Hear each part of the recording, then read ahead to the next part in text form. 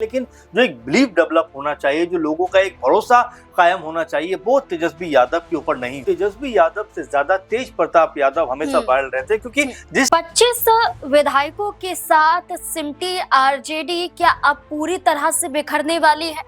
क्या आरजेडी में विधायकों का मोह भंग हो चुका है? क्या आरजेडी पर अब विधायक विश्वास नहीं कर पा रहे हैं? क्या इसकी सबसे बड़ी वजह तेजस्वी यादव है? एक अंदरूनी कलह परिवार और पार्टी के अंदर अक्सर नजर आती है। जयचंदो का जिक्र किया जाता है, लेकिन इसके बावजूद तेजस्वी यादव कोई बड़ा कदम नहीं उठाते कि पार्टी को बचा लिया जाए। अब ऐसे में बीजेपी के वरिष्ठ नेता मृत्युंजय तिवारी एक बड़ा ऐलान करते हैं। ऐलान किया जाता है कि जल्द आरजेडी के लगभग 10 से 15 विधायक आरजेडी को छोड़ने वाले हैं। किस दल में शामिल होंगे इस बात का जिक्र तो नहीं किया गया, लेकिन उनके बयानों के आधार पर तो यही नजर आ रहा है कि आरजेडी छोड़कर बीजेपी में आने का प्लान बना रहे हैं। क्या मृत्युंजय तिवारी के बाद अब विधायकों की बारी है? और अगर ऐसा होता है तो तेजस्वी यादव का क्या कदम होगा?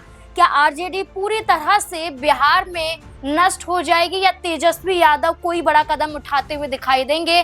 तमाम सवाल इससे जुड़ जाते हैं। सिर्फ और सिर्फ एक बयान के आधार पर तमाम सवालों पर चर्चा करेंगे, जवाब खंगालने की कोशिश करेंगे। वरिष्ठ सहयोगी अमन जी हमारे साथ मौजूद हैं। सर, मृत्युंजय तिवारी का ये कहना कि लगभग अधिकतम विधायक आरजेडी के जो अब आरजेडी को छोड़ सकते हैं, उनकी नाराजगी है, असंतोष पार्टी के अंदर देखा जा रहा है।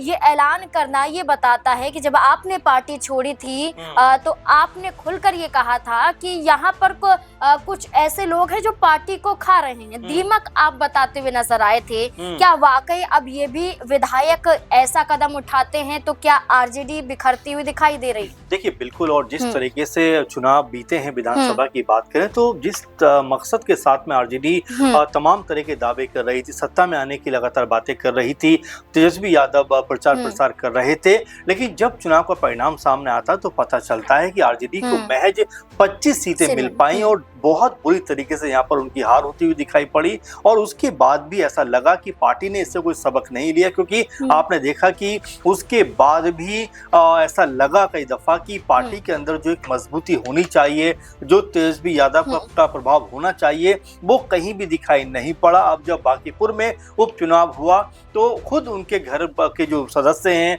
जो परिवार के सदस्य हैं, वो प्रशांत किशोर की तारीफ यहाँ पर करते हुए दिखाई पड़े, जिससे ऐसा लगा कि क्या आरजेडी अब अपने मकसद से कहीं ना कहीं भटकती हुई दिखाई पड़ रही है। क्या आरजेडी अब जो पुरानी लालू यादव वाली आरजेडी थी वो अब खत्म होने की कगार पर दिखाई पड़ रही? क्योंकि आपने जो शुरुआत की कि मृत्युंजय तिवारी एक समय आरजेडी के सबसे मजबूत नेताओं में, प्रवक्ताओं में गिने जाते थे, पार्टी का पक्ष जो है मीडिया के सामने रखते हुए दिखाई पड़ते थे, लेकिन बीती महीने यानी जुलाई में उन्होंने पार्टी को छोड़कर बीजेपी को ज्वाइन कर लिया। और उसके बाद में जिस तरीके का बयानबाजी वो कर रहे हैं, जिस तरह की बात को सामने रख रहे हैं, उससे तो ये लगता है कि क्या आरजेडी का अंदर खाना जो है वो आपस में बहुत ज्यादा वहां पर तनातनी की जो स्थिति बनी हुई। क्योंकि अगर मृत्युंजय तिवारी की हम बात पे यकीन करें तो वो कहते हुए दिखाई पड़ते हैं कि 25 में से 15-16 विधायक आरजेडी से टूट सकते हैं और ये जो विधायक है बीजेपी का दामन थाम सकते हैं। तो क्या ये मानकर चला जाए कि यहाँ जो आरजेडी अब तक बहुत ताकतवर दिखाई पड़ती थी, अचानक से न सिर्फ कमजोर बल्कि अपने मकसद से भी भटकती हुई दिखाई पड़ती है? अच्छा, इसके पीछे का कारण क्या हो सकता है? जब हमने ये देखा था कि जब नीतीश कुमार ने समर्थन वापस ले लिया था आरजेडी से, तो हमने विधानसभा के अंदर क्रॉस वोटिंग देखी थी। लगभग 3 से 4 विधायक जेडीयू के पक्ष में नजर आए थे।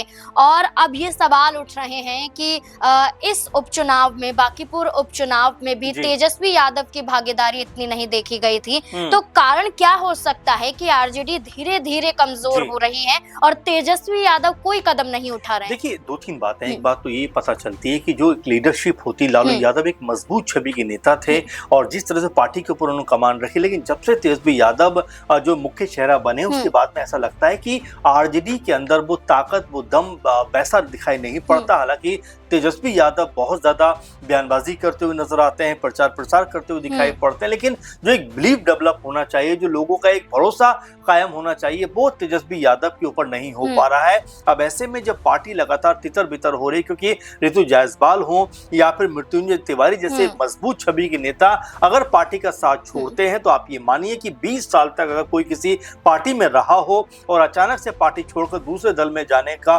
फैसला किया हो तो ऐसे में उसको मनाया जाना चाहिए, बातचीत होनी चाहिए, कम्युनिकेशन होना चाहिए। लेकिन बातचीत किससे हो, क्योंकि तेजस्वी यादव उस समय बाहर थे और कोई भी बातचीत नहीं हो पाई। यहाँ तक कि विधानसभा में भी वो ना के बराबर दिखाई पड़े, चुनाव प्रचार में वो ना के बराबर नजर आए। तो ऐसे में ये तमाम ऐसी कमजोरियां हैं जो पार्टी को ताकतवर नहीं बना सकती। पार्टी के लिए अब ये तय करना जरूरी हो जाता है कि पार्टी किस तरह से चलनी चाहिए, क्योंकि अगर इसी तरह ढुलमुल रवैया रहा तो आप ये मानकर चलिए कि आने वाले दिनों में आरजेडी की स्थिति और खराब हो सकती है। और जैसा मृत्युंजय तिवारी कहते हैं कि 15-16 विधायक जो हैं वो पार्टी से बगावत कर सकते हैं। ऐसा होता है तो पार्टी की स्थिति क्या होगी ये सोचकर भी मुझे लगता है बिहार में और खासकर आरजेडी में खलबली जरूर मच रही होगी। अब या ये जो बयानबाजी हुई इसके बाद क्या कोई बड़ा कदम तेजस्वी यादव उठाते हुए दिखाई पड़ेंगे? क्या पार्टी बचाने के लिए तेज प्रताप यादव भी अपने भाई के साथ कांधे से कांधा मिलाकर चलेंगे? क्योंकि वो भी बारंबार ये बात कहते रहे हैं कि तेजस्वी यादव जो है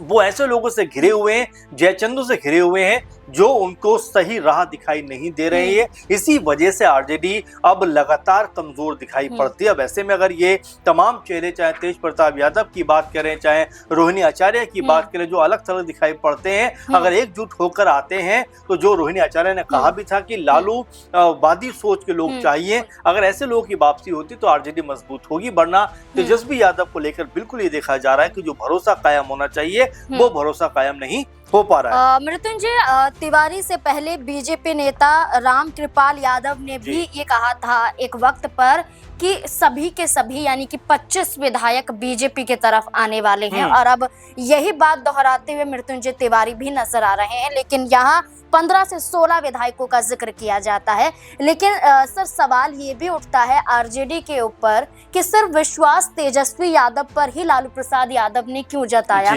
उनसे पहले मीसा भारती की बात करें, वो मजबूत चेहरा नजर आती हैं, 2 बार सांसद देखी गई हैं, पिछला चुनाव वो जीतती हैं। और इसके अलावा रोहिणी आचार्य की बात करें, मजबूत चेहरा है। जैसा आपने कहा तेज प्रताप यादव, वो तो बड़े बेटे हैं उनके, उनको आगे करना चाहिए था, लेकिन तेजस्वी यादव को आगे किया जाता है। क्या यहाँ पर यही दिखाने की कोशिश की जा रही है कि जो लालू प्रसाद यादव की जिम्मेदारियों को संभालेंगे वो सिर्फ उनके एक ही बेटे हैं तेजस्वी यादव? बिल्कुल नाज़मीन, इसको लेकर पहले भी कई बार जो है विवाद हो भी चुका है, क्योंकि जब तेजस्वी यादव को उप मुख्यमंत्री बनाया गया, तेज प्रताप यादव स्वास्थ्य मंत्री बने, तब भी ये बात कही गई कि भाई बड़े बेटे तेज प्रताप यादव हैं, और लोग ये कहते हुए दिखाई पड़ते हैं कि उनके अंदर लालू यादव वाली छवि नजर भी आती है। तो ऐसे में अगर वो आगे बढ़ते या उनको एक मुख्य चेहरा बनाया जाता तो हो सकता है कि लोग खींचते हुए दिखाई पड़ते, क्योंकि देखिए बोली बहुत ज्यादा प्रभाव डालती है, और जब आप उस तरह की बोली का इस्तेमाल करते हैं, और आज भी आप देखेंगे सोशल मीडिया पर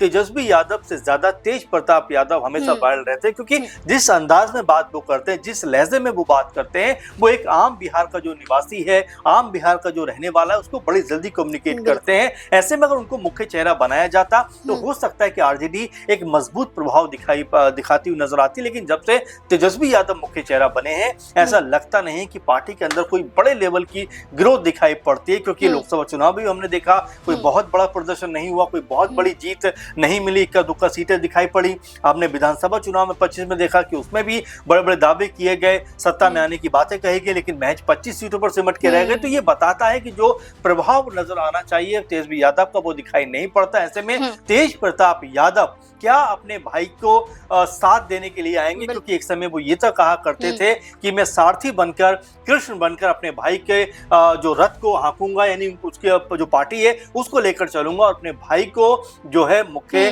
मंत्री बनवा के रहूंगा। इस तरह की बातें तेज प्रताप यादव करते हुए दिखाई पड़ते थे। लेकिन जिस तरह से पूरा मामला उस वक्त बिगड़ा जब उनकी तस्वीरें कुछ वायरल हुई, उसके बाद तेजस्वी यादव और उनके बीच में दूरी आ गई, और उसके बाद से दोनों भाइयों की राह ऐसा लगता है अलग थलग दिखाई पड़ती है। लेकिन जब तक अच्छा सर, आप ये देखिए कि जब एक्शन लिया गया था तेज प्रताप यादव पर, तो ये फैसला लालू प्रसाद यादव का था कि वो पार्टी और परिवार से 6 साल के लिए उन्हें निष्कासित कर रहे हैं। लेकिन अब आप देखिए कि चाहे कोई कार्यक्रम हो या कोई भी फंक्शन हो, तेज प्रताप यादव परिवार से मुलाकात करते हैं, लालू प्रसाद यादव उनके आवास तक पहुंच जाते हैं तेज प्रताप यादव के। तो आप देखिए लालू प्रसाद यादव ने एक ऐलान तो किया था लेकिन दूरी नहीं बनाई, लेकिन तेजस्वी यादव की दूरी दिखाई दे रही। बिल्कुल, और ये बात लगातार देखने को मिल रही है क्योंकि बीते दिनों जब उनका जन्मदिन था तेज प्रताप का, तब लालू यादव उनसे मिलने पहुंचते हैं। तो ये अपने आप में एक बड़ा जो है जो कह सकते हैं कि एक बताया भी जाता है कि देखिए बाप कभी भी अपनी औलाद से